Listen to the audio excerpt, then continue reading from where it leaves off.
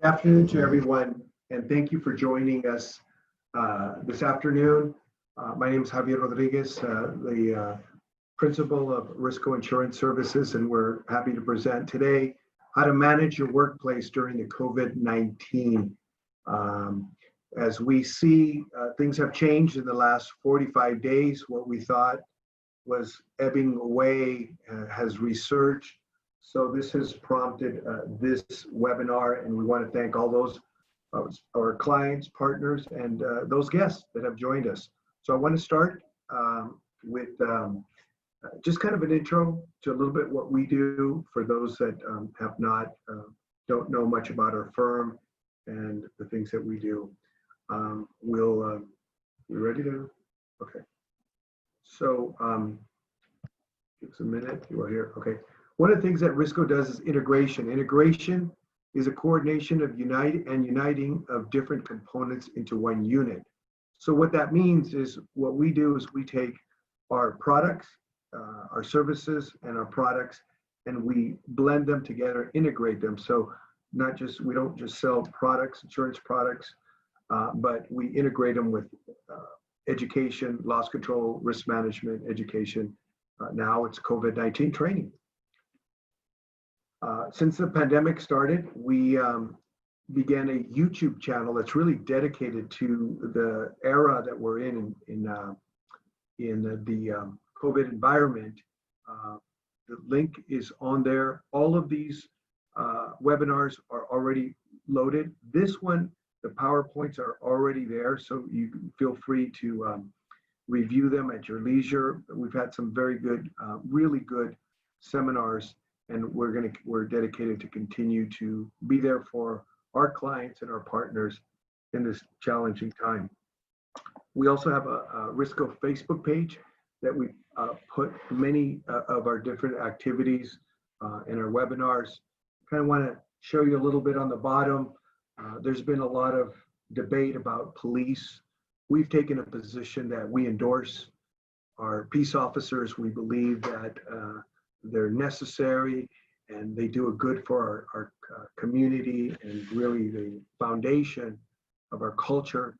Recently, RISCO, along with El Pescador, one of the restaurants, we sponsored the local police department. We had about 35 police officers and we served meals to about 50 of them in appreciation for just their commitment to excellence and what they do for business owners. Unpredictable. This is what I think the other word, other word that you can use for COVID-19 or the coronavirus is unpredictable, unknowing, not able to know, not able to foresee. The reality is we're in uncharted waters and we really don't know. The things that we thought we knew, we really don't know. So I can tell you, if you ever hear a speaker say, we know what we're doing, we know that they don't know. This is unpredictable, but what we can rely on is the things that we have learned. And that's what today's seminar is going to be about, what this webinar is going to be about. We have some great speakers that are going to touch on some vital areas for businesses and the employees. Just a quick update, COVID-19 world impact. So there's 15 million cases confirmed, 8.5 million people have recovered, and there's been worldwide deaths, estimated 618,000. As you can see, the United States, Brazil, India, South Africa, Peru, and Mexico have been some of the countries hardest hit. So it's a worldwide pandemic. It's very real. And these stats are very current as of yesterday. The question is, when will COVID-19 pandemic be over? That's a great question. Again, people were, most experts say until there's a virus, there's a vaccine for the virus. And the reality is we've been hearing some stories and rumors that perhaps someone's going to come up with a solution by the end of the year. Most experts say 12 to 18 months. And if I use March 2020 as a date, as a kind of the plumb line, you're really looking at sometime in 2021, the spring of 2021 to perhaps a year from today. I thought this was an interesting article. One of the professors at the University of Edinburgh in the UK said, and I highlighted at the bottom, waiting for a vaccine should not be honored with the name strategy. This is not a strategy. So thus, waiting for a vaccine for a firm is not a strategy. So we are going to talk about strategies today. One of the other things that we've done is we have what we call a RISCO Insurance COVID-19 Business Resource Package. And these are some of the areas this manual talks about the Coronavirus Act, COVID-19 response, employer's obligation, training, COVID-19 forms for employees, screening. It talks about health checklists, testing sites, edits to the handbook, and resource links. And those are available to anybody that's viewing, and all of our clients. Upon request, the email is there below, and that's compliments of what we want to do for, again, our clients and our partners and those that are on this webinar. Disclaimer, before we start, all the information contained in this meeting is subject to change. This meeting is designed to provide a general information on the subject matter covered. It is not intended to provide personalized advice or guidance. What we have on our plate today is schedule. Our agenda is employers' response to a positive COVID-19, how to determine when an employee has been exposed, how to prevent the spread, and how to sanitize the workplace, infection or no infection. And then we'll have a Q&A. After that, please, on your Q&A, place it on your chat box. Those that have my personal email, phone number, you can text me your questions. But now it's my pleasure. I want to hand over the baton to a good friend, Carmen Torres, from my HR specialist. Carmen has been with us for many years. She's one of our consultants, does an amazing job, great presenter, always on the cutting edge. And she's going to lead off this webinar. Carmen, good to have you on board, and want to hand over the baton to you and lead off our webinar. Great. Well, thank you, Javier. Thank you so much to you and the amazing team at RISCO. It's my pleasure to be able to support you and your clients, as well as all of your followers. So we can go ahead and move on to the next screen. Great. And we will get started. So the very critical question right now amongst all employers are, what are my obligations, right? What is it that I am responsible for when an employee becomes positive? How do we need to respond to employees who are positive for COVID-19? Next slide, please. So the most critical thing to do is to act immediately. What employees are looking for is, do you know what you're doing? Are you prepared, to keep them safe? And so the first thing that you want to do is send the sick employee home. Send them home immediately. Even if you are deemed an essential business, anyone who is sick should stay home and should go home right away. And what I would recommend as well is that if your employees are able to call you from home, letting you know that they're not feeling well, I would be very open to acknowledging that they are ill. You can ask them the various questions that everyone is asking right now is, do you have a fever? Do you have body aches? Are you coughing and, tickle throat? There's so many questions that you can ask, but really right now is not the time for us to question our employees about what they're feeling. If someone says, I'm not feeling well and I think I may have a temperature, there's no way that you want to take a risk. Let them stay home. So an employee who is sick and who tests positive for COVID-19 should remain home for a period of 10 days. And this is for 10 days after the symptoms have first appeared. And then the most critical part is that they should then remain home for a minimum of 72 hours after their recovery. And what does that mean after recovery? After recovery means once all of the symptoms are gone and that they are no longer taking any type of medication, whether that be pain reliever or fever reducer. And employees who are exposed to COVID-19 but not showing not showing symptoms, those employees should then quarantine for 14 days. This is the incubation period of the virus. And so even if, they're not showing the symptoms, but this is definitely the period that, after the 14 days, they should be able to return to work as well. This guidance has been recently released by the California Department of Public Health, and this is in conjunction with Cal OSHA. So employers who follow these recommendations are definitely meeting all the safety obligations as they stand as of today. Next slide, please.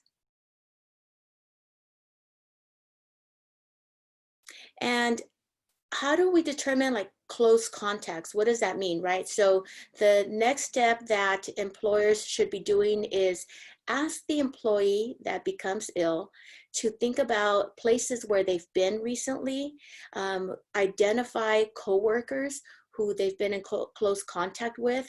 This is very important because the next thing that you'll want to do is actually notify any other coworkers who have been exposed to the ill employee.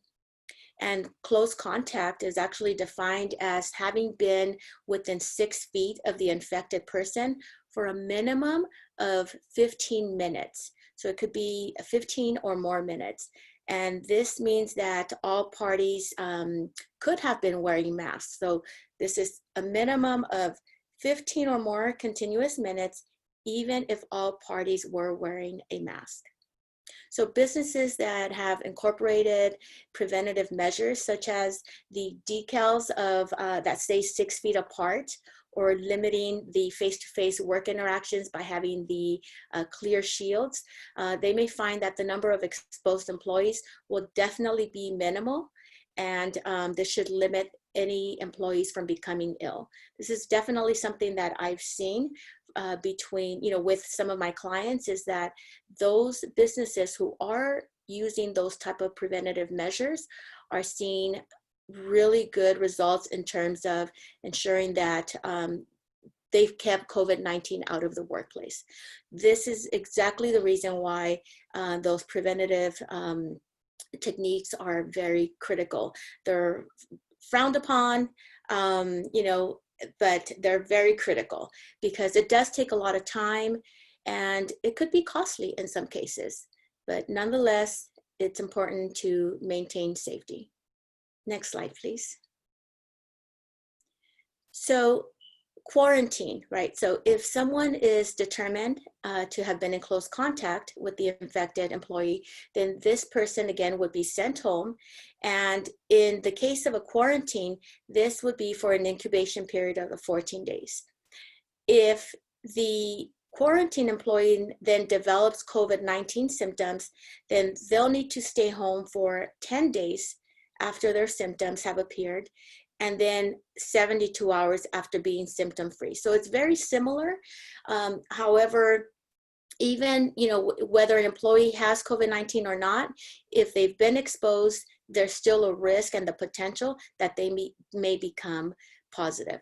So what are some of the privacy concerns that we should be considering, right? And many are asking, when the employer is speaking to the employees about their exposure, do we tell them, do we reveal who the employee is who's tested positive for COVID-19? And it's definitely a no. You do not tell them. What you do is that you want to ensure compliance by maintaining the confidentiality laws. So what you can do is that you say, we think that you may have been exposed to somebody and you're going to have to be quarantined. Now, with this, what happens is that in smaller spaces, in smaller offices, it's very possible that the employees and the rest of your team will determine who is the infected person. And that's okay, because your responsibility is to not say it. And that's what you want to keep in mind. If others already are aware of it, that's okay. If the infected employee or the ill employee has already mentioned it to their coworkers, that is okay. Just remember that it is not for you to confirm, nor to mention it. And the other big thing that is of concern to many is pay. Are employers legally bound to pay for the day an employee was sent home, right? And so there are some rules around payment. So non-exempt employees may use vacation or sick time if they have it available, so that they can cover their wages during this period of being quarantined or isolated. However, in most cases, workers will actually be able to obtain the compensation through the Families First Coronavirus Response Act. And this is a federal law that's in effect right now through December 31 of this year, 2020. And this is specifically for COVID-19. So if an employee is then sent home, the employee should be told not to work from home. But this is for exempt employees, however. So exempt employees are those employees who do not have to clock in or out, are those employees who are paid on a salaried basis, whether they work or not. And so in this particular case, what you do is that the employee who is exempt should refrain from working during their time of illness. Now, an employer can keep paying this exempt employee if they wish to work, or if you are able to provide them any work from home. And in that case, they would just keep earning their regular salary. So fear of losing wages definitely may discourage employees from calling out sick when they're ill. So be sure that your employees are aware of their rights and their benefits. Next slide, please. And lastly, should an employee test positive for COVID-19, the employer may need to contact their local health department. This is going to be dependent on what type of business you are, how many employees may become COVID-19 positive in a specific time period. So if you do have more questions about this, reach out to Javier or myself, and we'd be happy to support you further. Additionally, if an employee needs to be hospitalized for a minimum of 24 hours, remember that many employers do have some regulations that they must follow as it relates to Cal OSHA and your Form 300 logs for work-related injuries and illnesses. Next slide, please. Now, I want to just share a little bit about, determining what does it mean, when an employee has been exposed, and how do you determine that? Next slide. So close contact means, again, closer than 6 feet apart for a long time while the person is infectious. So this starts 2 days before any symptoms began, or for people with symptoms, they will probably, or 2 days before that they get tested, and continues until they're recovered. And close contact does not mean being more than 6 feet away in the same indoor environment for a long time, walking by someone, or briefly being in the same room. And so sometimes what we get is we get phone calls from employees who say, I went to my parents' house, and a neighbor stopped by and came by to tell us that their dad has COVID-19, and so I may have been exposed, and I think I need to stay home. That was probably a very quick encounter by someone who is not COVID-19 positive, but rather just someone who also may have just been exposed to COVID-19. And so that particular one would not be deemed as an exposed employee. Next screen, please.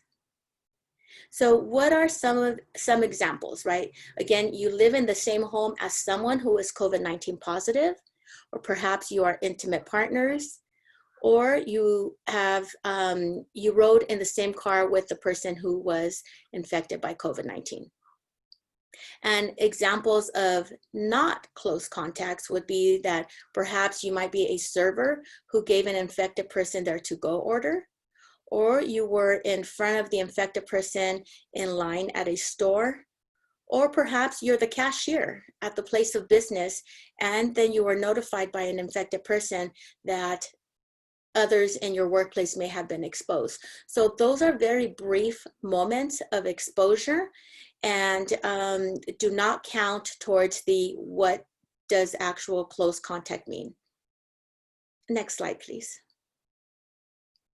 So other common ways that you may become exposed at work is that you can easily become exposed while having lunch together. Perhaps you're carpooling to and from work. And when you're in meeting rooms that are small and you're close in contact. Now, something that's very critical, as we all know, is one of the regulations is that you must actually maintain 6 feet of separation at all times, even when you're in the workplace. So what that means is that employers should actually be putting some new guidelines as it relates to lunch times.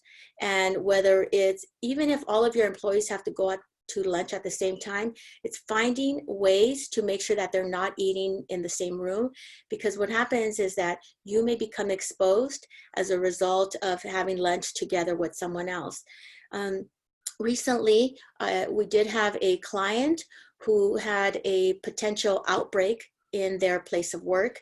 And this was a situation that was addressed immediately. As a result of addressing it immediately, they were able to minimize the risk of exposure to many other employees.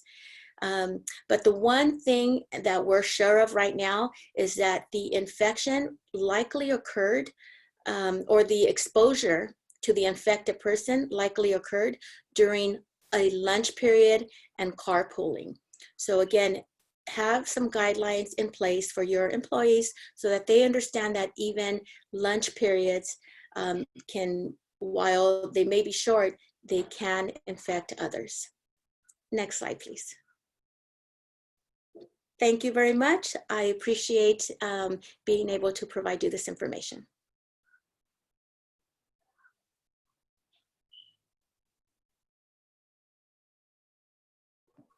Carmen, thank you very much for that great presentation. A lot of good information in there. Once again, that is available on the our YouTube channel, the PowerPoint, and you have access to that. Once again, Carmen, you always do a great job. Thank you for that.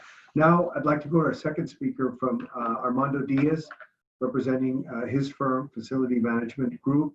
He's a health and safety consultant.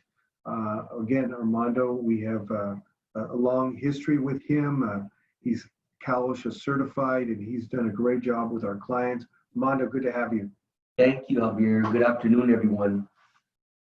I want to present, or my portion of the presentation consists of 6 steps that can be taken to prevent the spread, to kind of to make an attempt to control the spread of the virus. They're I like to say, call them aggressive prevention steps. However, they're very simple. I want to just spotlight or highlight the word aggressive, because if you agree on the simplicity of each step that we discuss, and then you take an aggressive stance in implementing it, you will see personally a difference in the work environment and also in the demeanor and morale of the crew. I have 3 cases, current cases, case studies, if you will, where this 6-step process is totally applicable. There's one, unfortunately, over the weekend, this past weekend, a really large sewing company in Los Angeles, in downtown, called LA Apparel. They came out on the news, and there's over 400 employees infected. So it made me wonder, as I was driving on Saturday and I heard it on the news, what steps did they have in place? There's so many. And today we're going to just talk about 6 that if you implement, you'll make a difference. Also, too, another case study is with the Farmer John Company in downtown Los Angeles. Close to 200 employees infected. And then another is a body shop in West LA, auto body shop, and some errors that the management made with regard to post incident things they failed to do after they were informed of the potential infection. So keep this in mind. Large companies like Farmer John, smaller companies like a body shop in Los Angeles, a privately owned body shop, and think of your own group and how can I use these 6 steps that Armando is going to talk about to make things better and to show my employees that they're important. So the first one here is employee-employer communication. There seems to be a consensus with 2 main reasons why employees fail to report. The first one is the possibility of losing pay, and the other is there could be some discrimination if they divulge information that they have symptoms of an illness. In both of these cases, if the employer has a frequency, some form of frequency of communication with their crew, you can kind of pacify these fears. Number one, Carmen already mentioned the Federal First Corona Response Act that offers or extends monies to employees who have to take time off. There are some criteria, but overall, for the most part, it can be applicable. And also too, if there is proper communication, the employees shouldn't have any fear of reporting their symptoms. They should come to a point of understanding of their responsibility. But what I'm finding here in this category, on this step, that the employers, they have some postings put up. They might have one initial meeting that possibly took place in the month of March or April, and here we are now at the end of July, and there hasn't been much other formal meeting process. Maybe they pass out information through the bulletin board, or they have a television in the break room and they're able to, put some propaganda up on the television. I just think it's important in a small group as well as a mid-size or a large-size company, the interaction of the management with the employees. If you can do that with some form of frequency that you feel is appropriate based on the subject matter, and in this case, the fear of reporting symptoms because of some discrimination, or the fear of reporting because I might lose pay. In these 2 examples, probably 2, maybe 3 meetings, and for the most part, everybody will have a clear understanding of how things work in the company, and there should be no fears at all. The next item, the next step is disinfecting the workplace. Cross-contamination is something that needs to be considered. What I have seen personally, I do quite a bit of inspections, OSHA-related construction and general industry inspections. I've seen where there's employees assigned to perform the custodial work, but they haven't been trained properly. So there's a potential for cross-contamination. They could potentially take bacteria or the COVID virus from one area into another. But also too, just as important is the possibility that they themselves become ill for not wearing a face covering as they're performing the work, or for not wearing a face shield in order to prevent splashing from the solution, the chlorine solution or the alcohol solution that they're using to disinfect. So in step 2, in disinfecting your workplace, Make sure you train your worker. It's not complicated. You just want to highlight the routes of entry that the virus uses to contaminate the human body. Those routes are the eyes, the nose, and the mouth. What can we do to prevent anything from getting into those routes of entry, those doorways? And also highlighting high touch areas, because it's possible they might need to be cleaned more than once or twice a day for the fact that they're high touch. So keep in mind those two items there, the training in order to prevent cross-contamination and the assigned employee for custodial work to keep them healthy. And also, how often should we truly disinfect high touch, high frequency areas? More than likely, you might need to do it more than 2 or 3 times a day. The third step on the screening, I want to go back to, I'd like to tie in step 1 and step 3 together. I'd like everybody to consider this. Informing the workers that the steps the employer is going to take as part of the screening process is really important to have an open forum. I would recommend kind of like a round table type meeting where all hands are informed. You can do it in small group sessions. It's fine. I've seen some companies where everybody's spread out more than 6 feet in their parking lot, and they do it in the morning when it's cool and everybody has face mask on, and they're just basically letting them know the steps we're going to be taking from today forward in order to ensure anybody who enters our building is healthy to the best of our ability. So informing employees, what are your options with regard to the employer screening? There's a fear at this time with the use of the temporal thermometer and the laser, the red light, the infrared light that comes out of it. I'm really not too certain how valid the concerns are. There's folks that there's proponents that say, or excuse me, opponents that say there's no more radiation coming from that thermometer than coming from a cell phone, which folks have attached to their ears, 2, 3, 4 hours a day over the 24-hour period, if not more than that.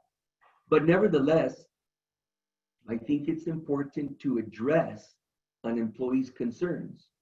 So having options, not just the temporal thermometer, in the event a worker steps forward, it's their turn to be screened, and the assigned employee pulls out the temporal thermometer, and just as they're about to point it up to the forehead, the employee says, "Hey, I really don't like that. I'm not comfortable." It's really, really beneficial for that screening agent to turn to his right or left, or to open up a portfolio and say, "Here you go. We can do it by a thermometer, old-fashioned type thermometer, put it underneath the tongue, put it underneath the arm. We can do it by strip." There's a few other options, but at least in a roundtable type setting, letting all the workers know why it's being done, the employer screening, and how we're going to do it. And on this same prevention step, I'd like to point out the importance of the self-screening. If the employees understand the signs and the symptoms of the illness, which to my surprise, there's folks out there that don't understand still. They think, and Carmen mentioned it a moment ago, they think because they have a cough, or maybe their head hurts, that means they're COVID positive. That might not be the case. The cough could be just some dust in the air or pollen, allergy. The headache could be maybe just from a lack of sleep. But if the employees understand the self-screening process and the symptoms, it's a combination of symptoms, like a really, really dry cough that hurts you and it won't stop, and the headache that goes with it, and the fever that goes with it. And now the medical professionals are saying that there is you lose a sense of taste and smell. My point is, if you inform them of all of the different symptoms and how they can screen themselves at home, which is really, really simple, taking your own temperature, looking yourself in the mirror and gauging your own feeling or well-being. They might be able to prevent a COVID infection at work by simply identifying it from the comfort of their own home, and then taking that next step to call in, because there's no fear to call in anymore. They understand the symptoms. There's been communication, a meeting on that, a couple, 2 or 3 meetings. They have no fear with regard to pay. They understand how that works. I have access to sick time. I have access to vacation time. Oh, my employer qualifies for the FFCRA, the First Federal Coronavirus Response Act. And here we have a positive prevention step that the employee can take from their home. Next slide. On the investigation, I'm going to use the case study of the LA body shop that I experienced personally. A delivery driver for a dealer, an automotive dealer, showed up on a Thursday to the body shop to deliver parts. The next day, Friday, the owner of the body shop was notified by telephone that that delivery driver tested positive.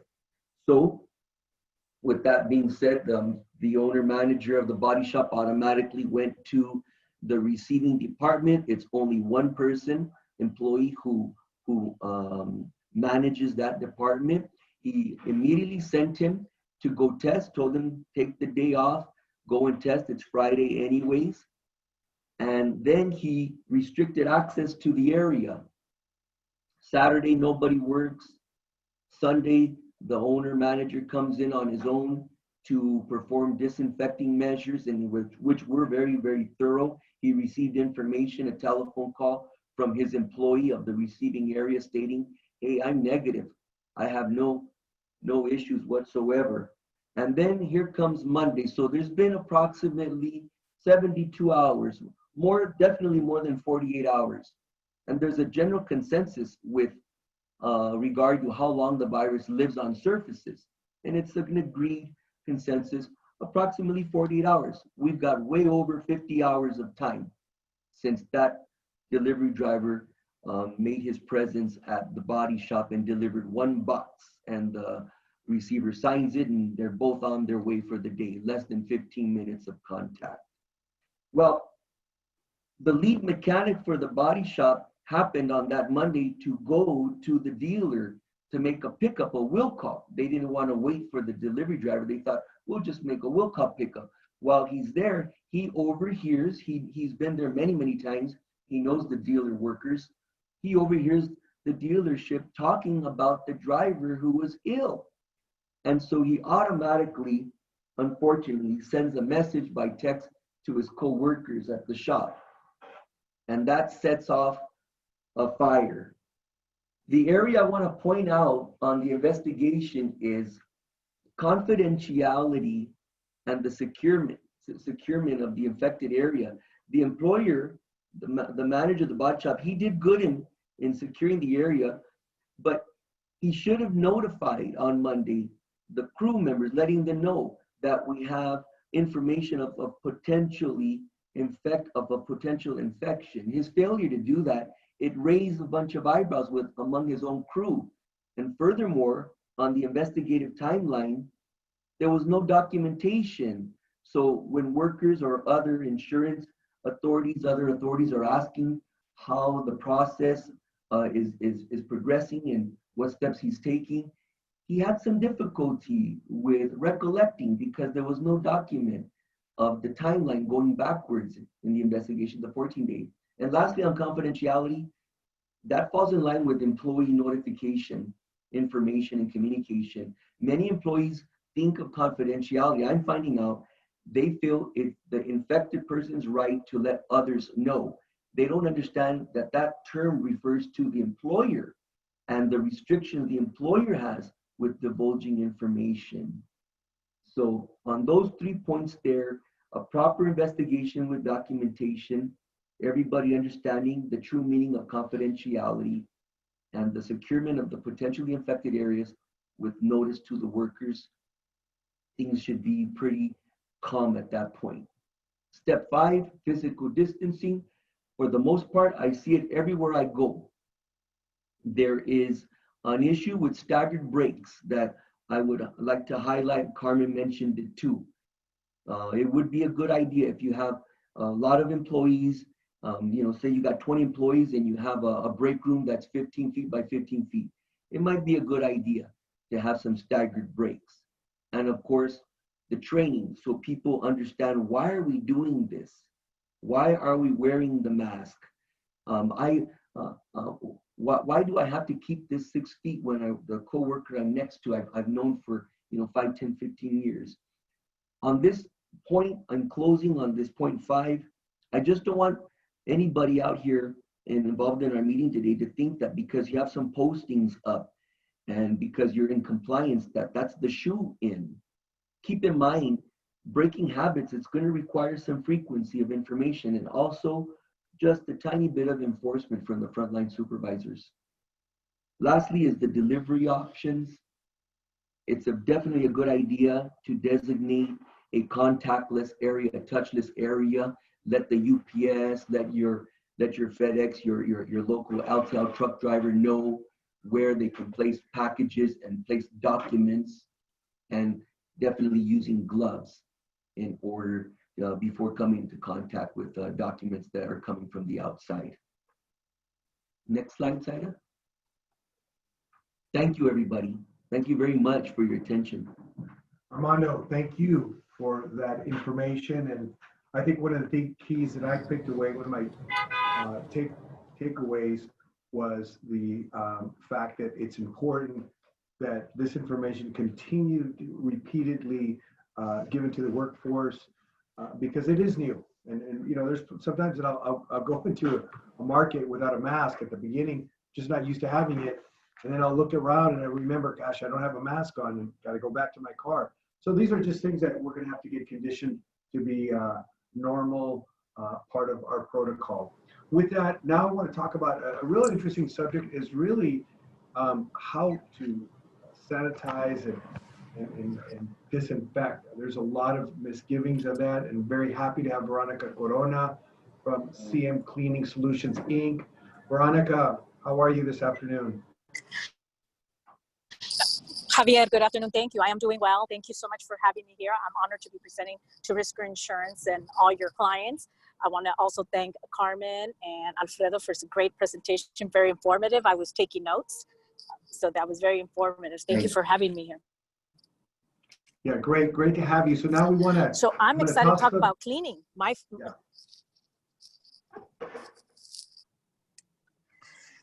Thank you, Javier. I'm excited to talk about cleaning, which is my favorite subject, right? 2020, who would have thought that we were going to be talking about how to wash our hands, and for 20 seconds, I thought that everybody washed their hands for more than 20 seconds. But I want to talk about cleaning and disinfecting because there's a bit of misconception about the difference. Cleaning is when you clean your surface, when you're cleaning down something that's dirty. And I put it here on my first slide is to clean a surface, you must use soap and water or a cleaning product. Practice routine cleaning or frequently touched surfaces. However, disinfecting is very different. You have to clean before you disinfect. You need to clean the surface and then you apply the disinfectant. Now, one thing that I've noticed is many people spray on the disinfectant, but then they wipe it down.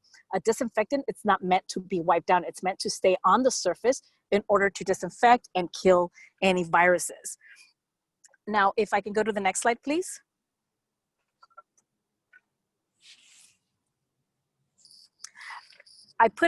In this slide, I did a guidance for cleaning and disinfecting. It's very important, depending on what kind of office environment or maybe some restaurant or public areas, that you really develop a plan on what areas need to be clean.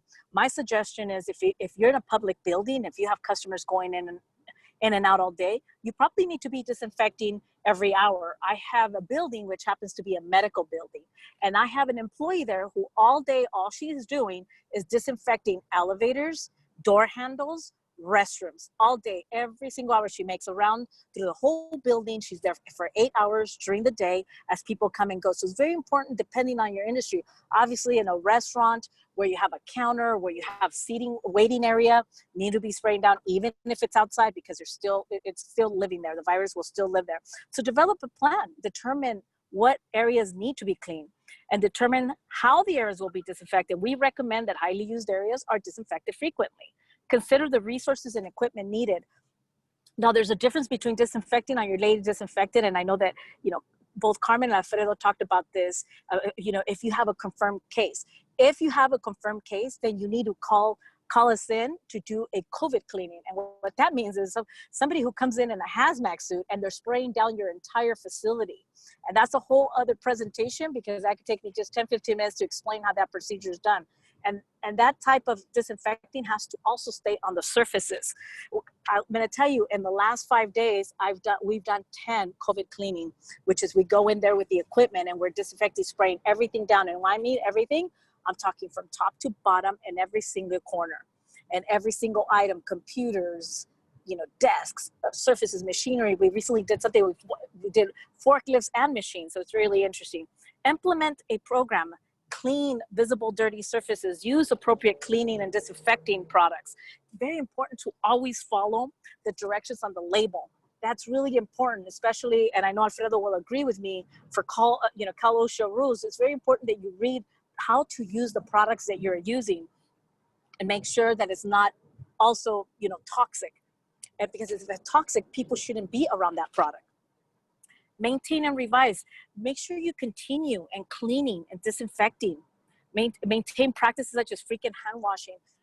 I know it sounds a little bit, unpredictable. It's like, why do I need to wash my hands all the time? But, it kind of scares me. Weren't you washing your hands before? Very important that we wash our hands. Everything starts with personal hygiene. I have a customer who, they were closed for 2 months and they just reopened their doors this month. And everybody got a little bag with hand wipes, hand sanitizer, and also wipes for their and a disinfectant bottle, which we sold them the disinfectant.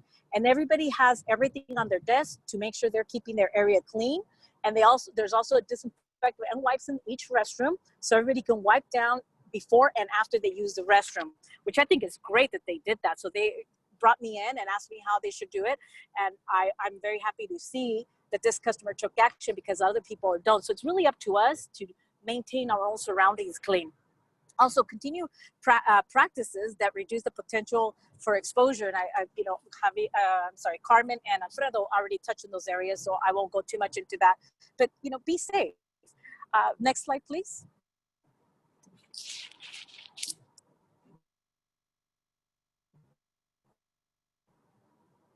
Next slide. So next is a high-touch surface safety.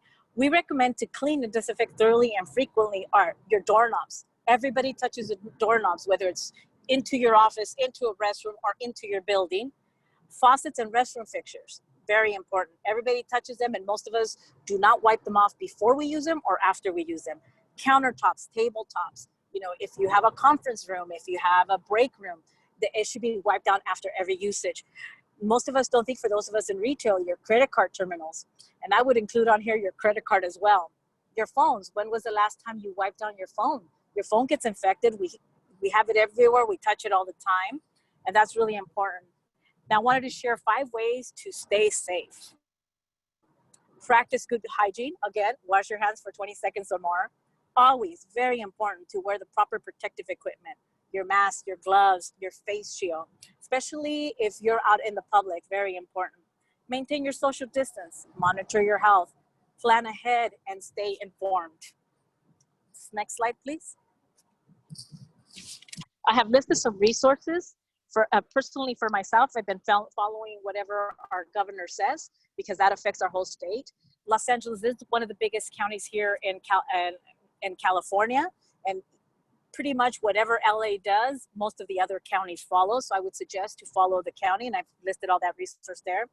The Center for Controlled Disease has all this information, has a lot of training, a lot of procedures on how to keep clean, how to stay safe, and of course the World Health Organization. And in addition to that, there's listed here for Stacy Medical Center, where they're doing COVID testing. And thank you for that listing, because personally, I've had a few scares with some employees, and it's important to get them tested right away and make sure that they're safe, because that's priority number 1, is to maintain our customers' buildings safe and the people that work in them, including the employees, keeping them clean. Everybody needs to maintain safety. Next slide. I think I'm done here. Yeah. Thank you. Thank you, Javier, and thank you, Carmen and Alfredo. Veronica, thank you so much. By the way, it's Armando, but it's okay. We had a great presentation. Very, very good. Thank you to everyone. Carmen did a great job. Armando, Veronica, thank you so much. I want to shift over to a Q&A, quick Q&A. If you have any, there's a chat box. Please send your questions. We already have a few questions. One of the things I do want to put out on this resource is this. I was just informed by Dr. Foreman, Stacy Medical, one of our key partners. He just purchased a machine that doesn't not only test, but actually is a diagnostic and gives you the results. One of the few clinics that will give you a result on the spot. So that will be up and running. Currently he's testing, but he's using the government sites as everybody else is, but he will be able to give a result within 24 hours. He says usually have yet in 5 hours, same day, you'll not only get tested, you'll get a result, which can be very valuable. And I know that for some, it might be a drive, but waiting 4 or 5 days from a different site can cost an employer quite a bit of money. So it might be a good money saver. And that will be probably the target date is somewhere in August 15th, 16th. With that, I want to go into questions. I think what's the first question you want to read, Saida, the first question? Yeah, so we have one question that came in. It's regarding the 15-minute window of exposure to COVID, what if a person is not wearing a mask? Does it make it less time to get infected? I believe this is a question for Carmen. Great. So the rule right now is 15 minutes. And so it's whether you're wearing a mask or not of exposure. And one thing to keep in mind is, let's be honest, that we know if someone is coughing and there's no way that you're probably going to be standing next to them for 15 minutes because, that's going to trigger you right now to think like, perhaps I should be standing away further. Perhaps we should both wear our mask now. Now, with someone who may not have any symptoms, right? And if it is fewer than 15 minutes and you are exposed to them with a mask, I would say that what we want to look at right now is the 15 minutes, whether you're wearing a mask or not. And it's going to be on an individual basis. The other thing that could take place is when that other person was exposed, were they just exposed or did they just, find out they were positive? They're probably not going to know they're positive in that moment because otherwise they wouldn't be out there without a mask. So it is going to take a few days, before I would say it's best to be cautious, always wear your mask. And if you believe that you have been exposed, just take a test as quickly as possible. Great, thank you for the great answer, Carmen. We have another question that came in. Let's just say an employee thinks that they have been infected. They get tested. 4 days later, the test is negative. So for that time off, does the employer pay for that time off even if the results were negative?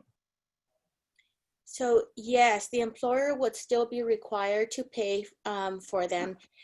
The main thing here is that you want to look at as it relates, and the employer pays it through the Coronavirus First Response Act that I mentioned earlier. There is this federal rule that's available right now for those individuals who either become, and I'm going to focus on 2 pieces of it. There are more. However, the 2 pieces I want to focus on are for those individuals who either become COVID-19 positive or who have been exposed to someone who is COVID-19 positive. And so as an employer, you would be required to pay your employees up to 80 hours if they are full-time, or the number of hours for a part-time employee for a period of up to 2 weeks. And again, the recommendation is that even if their test comes back negative in 4 days, it doesn't mean that they are cleared to return to work. What it means is that their test is negative at that point, because they may have tested too soon. And that's one thing to be cautious about if you're testing too soon. That is very great information. Since we're on the topic about the negative testing results, we got a question. Do we need a doctor's note from an employee who had tested negative twice after a positive COVID-19? No, a doctor's note is not required for your employee to be able to return to work. What is required is for the employee to actually, remember, be isolated or quarantined for a minimum of 10 days. So even if an employee's test results come back negative, it could flare up in the recent future. Now, if the second one comes up negative, I would say the best thing is to at least make sure that 10 days have passed before the employee returns to work. Remember, that employee would qualify under the federal rules for paid sick time. Okay, great. One question also for Veronica. It is, I know there's a big trend with this Lysol disinfectant. It's being sold out everywhere. It's very hard to find. There are some theories behind it, you know, curing the virus, I guess, or killing it. Can you, you know, give us more information on this? Thank you for that. Actually, it's a really good question. There are so many products that are disinfected. Lysol is not the only product out there that will kill the virus. There's many products. Actually, Lysol is very toxic, so be careful what you're spraying. You know, it's not good for anyone who may have asthma or who suffer from allergies. It is like the worst thing you could be using in your home. You know, we recently learned from someone that they have a child with asthma, went to the emergency room because they were using too much Lysol in their home, because that stays in there. So be careful out there. There's many disinfectants out in the market. There are a lot of, you know, I'd be happy to, if my email's on the screen, will be on the screen. You could send me an email. I'd be happy to give you some recommendations on disinfectants, because there's a lot of stores out there that are janitorial stores that are open to the public, and you can go in there and buy a disinfectant. Please try to avoid Lysol. It's really toxic, but you know, everybody has their preference, and I respect if you want to use Lysol, but that's not the only product out there that will kill the virus. And think about it, it's not killing it forever. We don't use Lysol. When we're disinfecting, we're not using Lysol. I'm using a commercial grade disinfectant. Okay, since we have a question that came in as you were talking about the disinfectants. What is, I mean, I know you have probably a few, but if you can say, what is the best disinfectant for kitchen services? The best is the one you like the most. If you already are buying your products from a vendor that they would be able to recommend. Currently, I'm using 3 different disinfectants. And the reason I'm using the 3 different disinfectants because availability. Many of them are on back order. So I chose 3 different ones that we use. So they all fight the virus. They all kill bacteria and viruses. So there is no such thing as the best one. Everybody's going to say they're the best, just like Lysol is the best, and not necessarily. So there's many disinfectants out there, and I'd be happy to give you a list of recommendations of the ones that I am currently using that you can use in kitchens, by the way. Okay, thank you so much, Veronica. We have another question. It could either go to Armando or Carmen. So to get tested, you need to show symptoms. What if you have no symptoms, but you were exposed to someone that tested positive? I called Kaiser. They won't do any testing unless the person shows symptoms. Do you want to take that, Armando? Yeah, in fact, I'll give my version of the answer, and I definitely would like Carmen to jump in too. We can both double team this. This automatically comes to my mind the asymptomatic individual, where you can be a host, you can have the virus, however, you don't display any symptoms.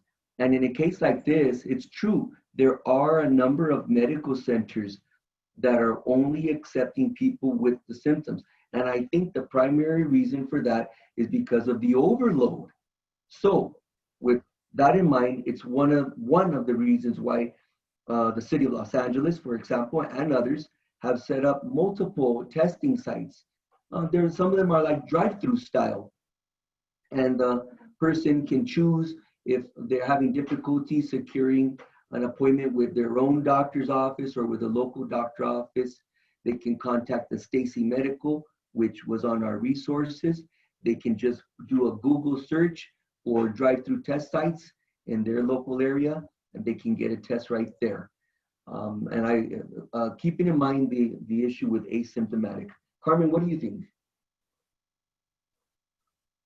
Yes, that is true. Not only that, but what you want to do is to be able to get a test is you actually want to say to them some key words, right? We talked about what does it mean to actually have been exposed. So what you want to say is, although I'm not having any symptoms at the time, I was exposed to a person who was tested positive, and my exposure includes over 15 minutes of close contact time within 6 feet without protective equipment.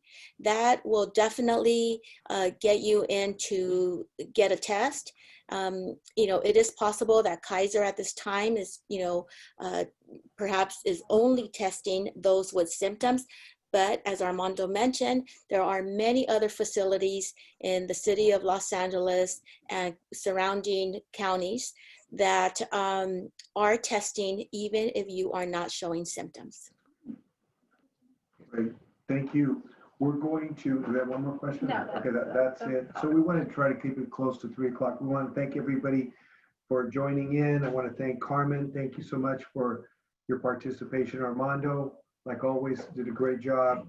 Veronica, thank you for joining our team. You did stellar work, and we're excited to have them. I've left the contact information, so maybe take a screenshot of that from your phone if you want to. Feel free to call any one of them or text them. Any additional information are also all the information will be found on YouTube. You take a screenshot of the following, and that information will be there. Once again, thank you, and we look forward to coming up with another series soon. Like I said, at this point, we don't know, but what we do know, we hold fast. And I always like to close with this. Everybody here in the United States, we have a dollar bill. Read your dollar bill. The secret's in there. It says, "In God we trust," and that's who we have to trust in this time that is unique for the United States and the world. All right, many blessings to everyone, and have a great afternoon. Bye for now.